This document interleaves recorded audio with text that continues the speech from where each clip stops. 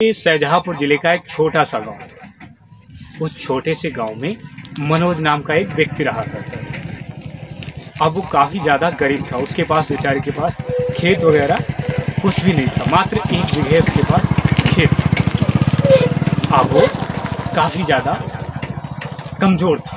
परिवार को अपनी जैसे तैसे वो चलाता था। मनोज अपनी पत्नी के साथ में और बच्चों के साथ में रहता था। उसके 2 बच्चे थे। उसके गांव में एक बार एचडीबी फाइनेंस की जो है महिला समूह बैंक का एक समूह देने के लिए मनोज ने क्या किया। मनोज ने कहा कि चलो अच्छा मैं भी ले देता हूँ महिला समूह एचडीबी बैंक से लोन। अब मनोज ने भी लोन ले लिया और एचडीबी बैंक से उसे 40,000 का लोन प्रोवाइड हो गया। उसके बाद मनोज ने अपना जैसे तैसे कर करके अपना खर्चा चलाएं और अपना काम करें और अपना किस्त दें। उसके बाद मनोज की अचानक से हालत खराब हो गई। एक ही समूह था 40,000 रुपये का मनोज, और मनोज की अचानक से हालत खराब हो गई। हालत क्या खराब हो गई, इनके बच्चे की तबीयत एक दिन काफ़ी ज़्यादा खराब हो गया। बुखार आ गया और काफ़ी ज़्यादा उसका तबीयत खराब हो गया। तबीयत में वो बच्चा उनका हॉस्पिटल पहुंच गया। हॉस्पिटल में काफ़ी ज़्यादा उनका खर्चा आ गया।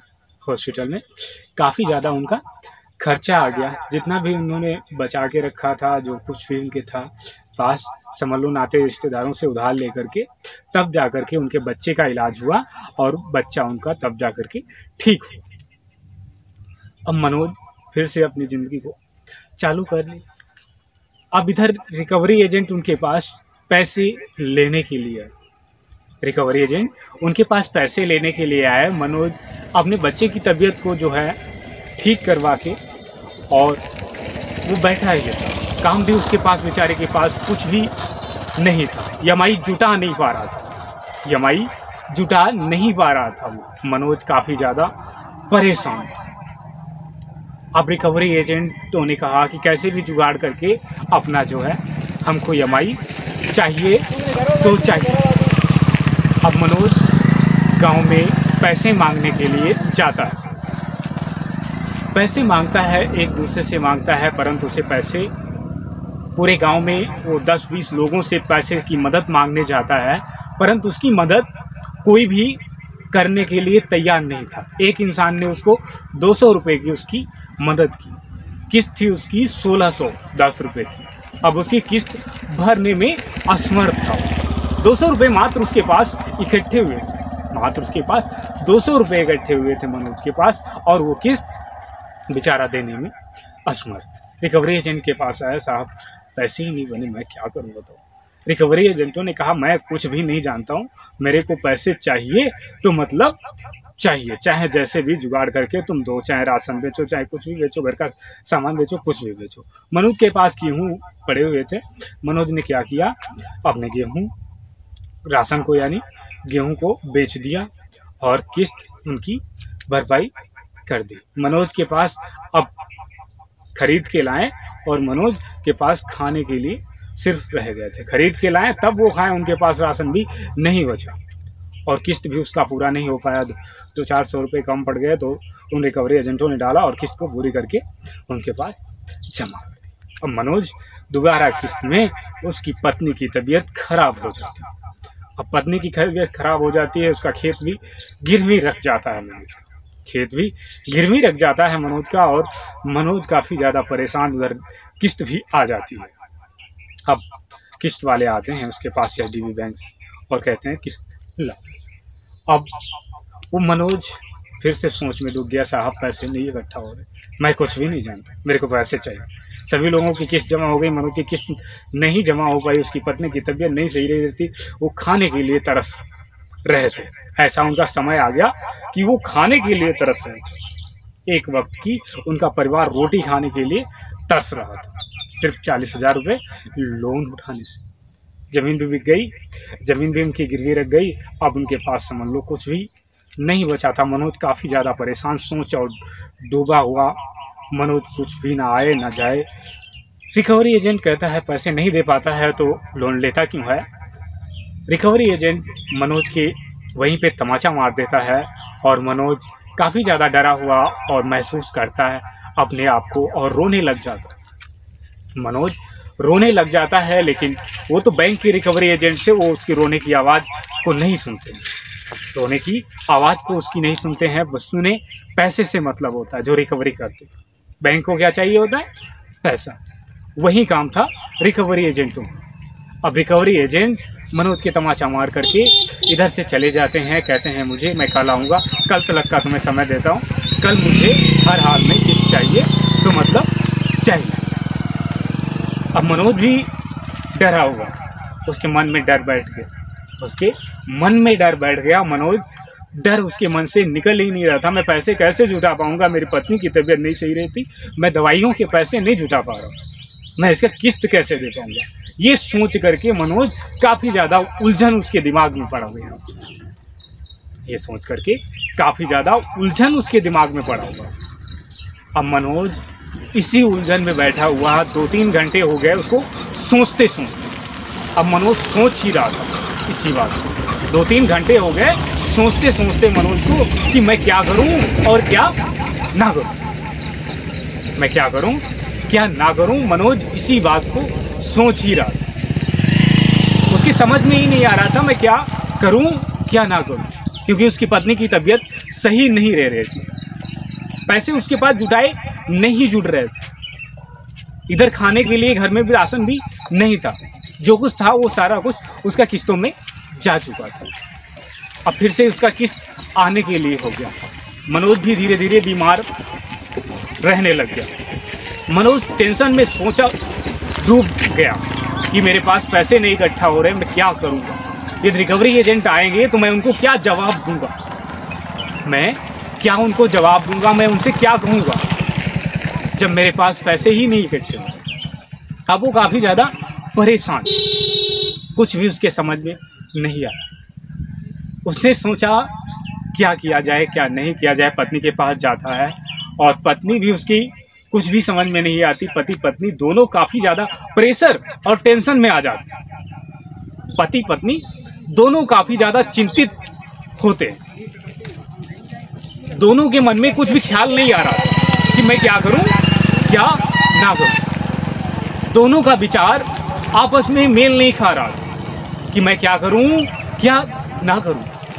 पति भी इधर टेंशन में डूबा हुआ, पत्नी भी चिंताओं में डूबी हुई कि कैसे मेरा किस्त जाएगा, कैसे मेरा किस्त जाएगा, मैं कैसे भरपाई कर पाऊंगा, मैं कैसे भरपाई कर पाऊंगा। अब मनोज चिंतित डूबा हुआ और पत्नी भी उसकी चिंताओं में काफ़ी ज़्यादा डूबी हुई। इधर बच्चों के लिए खाने के लिए भी राशन इकट्ठा नहीं हो रहा और मनोज बीमार रहने लग गया चिंताओं के कारण। पत्नी भी उसकी बीमार रहने लग गई चिंताओं के कारण। बच्चों का भी हालत ख़राब हो गया उस चिंताओं के कारण, खाली 40,000 रुपये लोन के कारण। मनोज की ऐसी हालत हो गई, लोन के कारण मनोज की ऐसी हालत हो गई, चिंताओं के मारे उसमें कुछ भी समझ में नहीं आ रहा था। पत्नी को भी समझ में नहीं आ रहा था, पति को भी समझ में नहीं आ रहा। पति कुछ भी नहीं कर पाता है, सारे घर के सामान को बेच लेता है और अपने बच्चों के लिए खाने तक का जुटा नहीं पाता है। मनोज के मन में कुछ भी ख्याल नहीं आ रहा था, सोच समझ में कुछ भी नहीं आ रहा था। मनोज टेंशन में डूब जाता है। मैं कहता है मैं अपनी जान को दे दूंगा, मेरे से अब कुछ भी होना नहीं है। रिकवरी एजेंटों ने काफ़ी ज़्यादा परेशान उसे किया, रिकवरी एजेंटों ने काफ़ी ज़्यादा उसे परेशान किया। रिकवरी एजेंटों के डर के बारे मनोज क्या करता है, मनोज घर से निकलता है, तय कर लेता है मैं अपनी जान को दे दूंगा। मनोज बाग में जाता है और तामल को अपने निकाल करके मनोज गले को लपटाता है और मनोज फांसी लगा लेता है। मनोज फांसी लगा लेता है, मनोज की मौत हो जाती है। घर के लोग जान पाते हैं, उसकी पत्नी जान पाती है, उसके बच्चे जान पाते हैं, गांव के लोग जान पाते हैं। तो मनोज देखते हैं कि मनोज यहाँ पे फांसी लगा करके जो है मर चुका था। तो गांव के प्रधान आते हैं और पंच लोग आते हैं और कहते हैं ये सब हादसा कैसे हो गया। तो सभी गांव के लोग बताते हैं कि साहब यहाँ पे रिकवरी एजेंट आते थे और मनोज के साथ में ऐसा दुष्कर्म करते थे। इनके पास पैसे नहीं जुटते थे। ये अपनी पत्नी का इलाज करवाते थे, अपनी बच्ची का इलाज करवाते थे, यहाँ तक ये अपने खाने के लिए साधन तो बच्चे को अपने नहीं ला पाते थे। ऐसी इनकी हालत हो गई थी कि इनके समझ में नहीं आ रहा था मैं क्या करूं क्या ना करूं। हालत इनकी काफ़ी ज़्यादा नाजुक थी। तो पुलिस वाले सब कुछ सुनते हैं और उन एचडीबी बैंक वाले रिकवरी एजेंटों को बुलाते हैं और वो सभी लोग वहाँ पे आते हैं।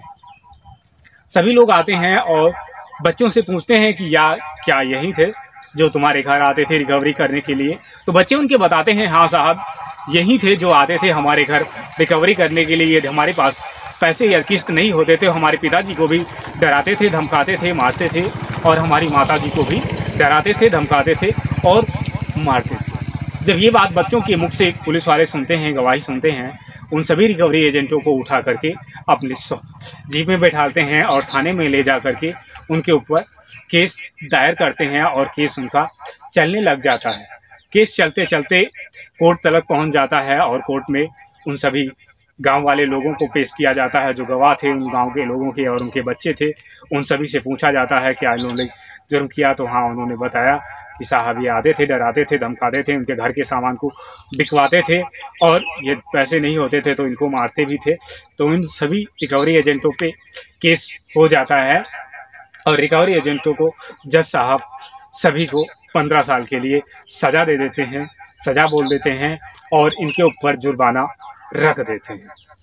तो आशा करते हैं कि यदि आप रिकवरी एजेंट हैं तो ऐसी गलती नहीं करेंगे जैसी मैंने इस कहानी में सुनाया कि रिकवरी एजेंट ने कैसी गलती किया और कैसे उसको सज़ा मिल गई 15 साल के लिए जेल के लिए और जुर्माना उसको अलग से देना पड़ा गवर्नमेंट को।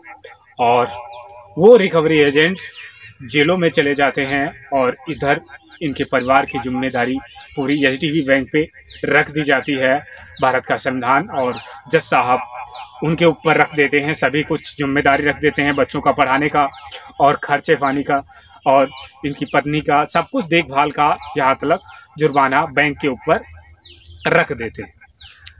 क्योंकि बैंक के दुष्कर्म के कारण ही उनके मनोज पति की जान गई हुई थी। इधर बैंक के सभी जुम्मा बैंक के ऊपर रख जाता है मनोज के परिवार का और इधर रिकवरी एजेंटों को प्यारे मेट्रो जज साहब जेल कर देते हैं 15 साल के लिए। ये कहानी यहीं पे समाप्त होती है। हम आपको फिर से मिलते हैं अपनी नेक्स्ट कहानी के साथ में। तब तक के लिए आप अपना रखेंगे ध्यान, अपने परिवारजनों का रखेंगे ध्यान। इनायंदर कहानीकार आपको फिर से मिलेंगे अपनी नेक्स्ट कहानी के साथ में। तब तक के लिए प्यारे मित्रों, आपको इनायंदर कहानीकार का नमस्कार।